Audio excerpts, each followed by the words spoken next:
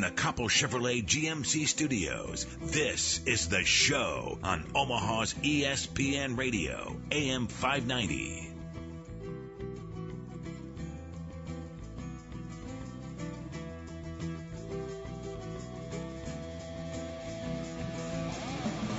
Welcome back to the show. Thank you for tuning in this afternoon. Joined now by Josh Harvey of Big Red Report, BigRedReport.com, and on the Twitter at Josh Harvey Scout. Josh, how you doing, bud? Oh, hi. Obviously the busiest time of the year, but it's been going pretty good. All right. We'll get to the guy that just came on and some of the successes in Florida in just a second. But first, when do I get to use this? Finally! I got to have this guy, man. Dwayne Johnson is out there. Are the Huskers going to get him? Yeah, Moses just dropped a joke before off air, and I told him, to be completely honest, I've been hearing the jokes for like a week, so they aren't quite as funny anymore. Yeah, I think they're going to get him. I wouldn't be surprised if it's actually tonight. Bo Pelini is going to be visiting in his home, and I think in about an hour or so. And so I wouldn't be surprised if it happened, tonight, and I wouldn't be surprised if it happened in the next couple of days. All right. Well, between the songs that I have queued up from Hole and the rock sound bites that I have for Courtney Love and Dwayne Johnson, I'm going to have a lot of fun with this. I bet you will. Now let's talk about this recruiting class. Got another one. Boaz comes in. This is a kid that's 6'1", listed at 180, 190, depending on where you're looking. Another member of that secondary, looks like a good get.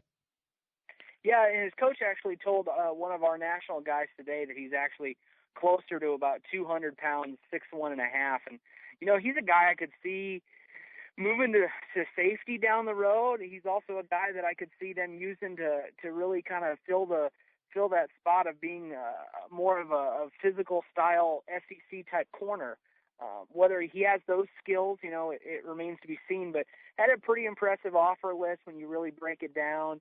Wisconsin was on there before Bielema left. He ended up choosing Nebraska over his other two finalists, Kentucky and Louisville. Obviously, Louisville's coming off a pretty big win in the Sugar Bowl, and so they've had some recruiting momentum. And so I think this was a pretty good get for Nebraska overall, and I think it filled the need because they really didn't have any other corners in this class. They got a transfer from Auburn, and Jonathan Rose, a guy I think a lot of people forget about. He's going to play next year, and I won't be surprised if he's starting next year.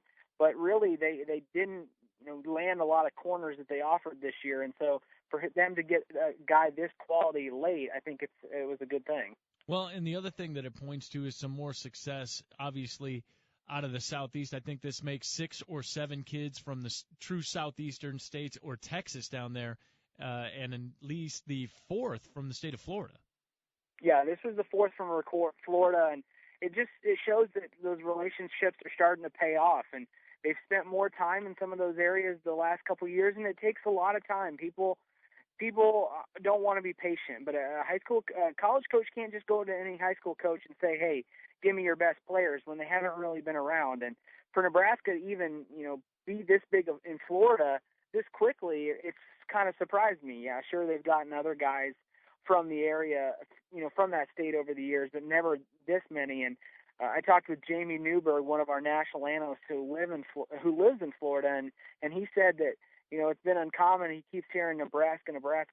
He says they have a lot of momentum there, and he really feels it's going to pay off down the road. The other thing, Josh, and if you're just tuning in, we got Josh Harvey, a Big Red Report, with us here on AM 590. I tend to look at the strength of recruiting classes over a span of years as opposed to, I let you guys do the micro research on individual recruits, and you guys understand this stuff at a level that I just can't get near. But Nebraska now, clearly the third team in a 3-team Big Ten race with Michigan, Ohio State in terms of their overall class strength, and steadily climbing now, top 12, top 13, depending on which recruiting service you're looking at. Do you expect the Huskers to be able to crack the top 10 before all is said and done? I don't, just because I don't think there's going to be that many commitments left. And when you look at the difference between number 10 and number 12, where Nebraska sits in our rankings, our formula, they'd have to land probably 2 4-star guys to get there. I don't think that's going to happen, and that's just counting on nobody else in that top 10 or number 11, for that matter, getting commitments down the road too. And so I just can't see it. I really look at it. I think Nebraska, they're sitting at 24 right now. I won't be surprised if they maybe take 2 more. and then call it a day. I think a lot of people are expecting them to go out to 28. Mathematically, they can do it. I don't know if they will, because I've been told by multiple people that they're just not going to take guys to take guys. They want to make sure that, they're filling the class with talent. So I expect them to get to 26. And if, my next two guys that I think come on board, I just don't think it's quite enough firepower to move them into that number 10 spot. I could see them moving up to number 11, but not cracking the top 10. Josh, this is more of a general question. With the changes in the regulations around recruiting, now electronic communication, they're going to absolutely make it unlimited. It'll be like your data plan. You can just text as much as you want to as many recruits as you want. What are you hearing about that? Yeah, it's going to be crazy on the coaches especially. Yeah, I mean, the coaches are going to have to put even more hours in and more man time in, and those players are just going to get hit up even more. And it doesn't surprise me. I mean, some people say it works in basketball. I guess it just when you're talking about football and there's so many more guys for these coaches to have to concentrate on, 25 normally in a regular class.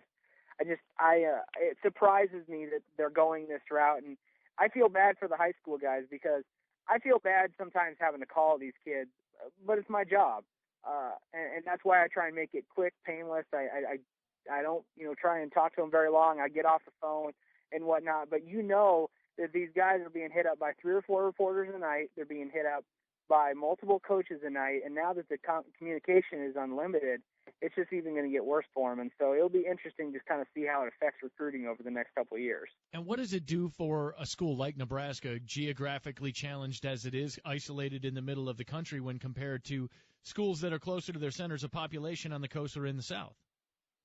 Well, if anything, I think it might help Nebraska just for the fact that it's easier to kind of get to some of those other schools when you're in the South. If you're recruiting a kid from the South, it's easier for him to get to those schools. It's easier for them to have maybe more communication with those schools. And so, if anything, it might help a school like Nebraska, who sits out geographically in a bad spot, for them to, kind of stay in better contact with some of those guys. Now, basically, it falls on the coaches, depending on how hard they work. Really gives you, it really kind of, it sets the tone. There's no advantages one way or the other as far as communications. It's all about hard work now. And I think, some of these go-getter recruiters across the country who are known to be, the elite of elite salesmen, I think they're going to even, have an easier time recruiting these guys now that they can talk to them endlessly. And Josh, real quick before we let you go, obviously you've seen a Lacouture, Samuelson, a Cook leave this class. Now you've got guys coming back in. Travell Dixon, he was in, then he was out, now he's back. He looks like he's locked up and ready to go. Do you expect any changes from the list that we have as far as defections? You're talking about some of the guys out there that may sign and become Huskers.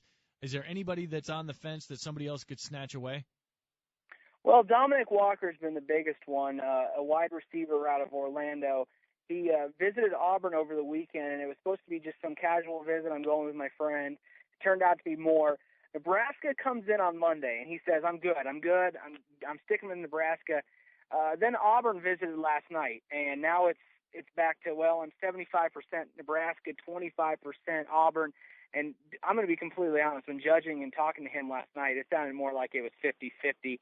So I could see him leaving the class. Right now, I still think he is a Nebraska lean, but I could see him leaving. He's a 3-star wide receiver. And then you got to look at the safety out of Ohio, Marcus McWilson, who I think would be a big blow, not because necessarily he's the best safety in the class, but just because of the ties to Cardinal Mooney that he has. And there's been lots of rumors about him going to Kentucky this weekend. He told me last week, he wasn't for sure. I still haven't been able to confirm whether he's going to Kentucky, but if he does, I don't think that bodes well for Nebraska.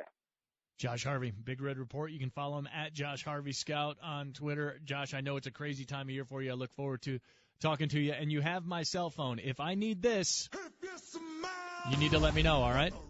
Okay, I will do. All right, Josh. Josh Harvey. I don't think he's a wrestling guy like you and me. I think he hates the rock jokes. It's been a week of listening to rock jokes for this poor kid. It's literally like you follow him on Twitter, and, 10 o'clock at night, you're like, Wait, Josh talked with The Rock? Well, what's going on in Lincoln? Oh, no, wait. It's an actual recruit. Different Dwayne Johnson. This Day in Dumb, late edition, next.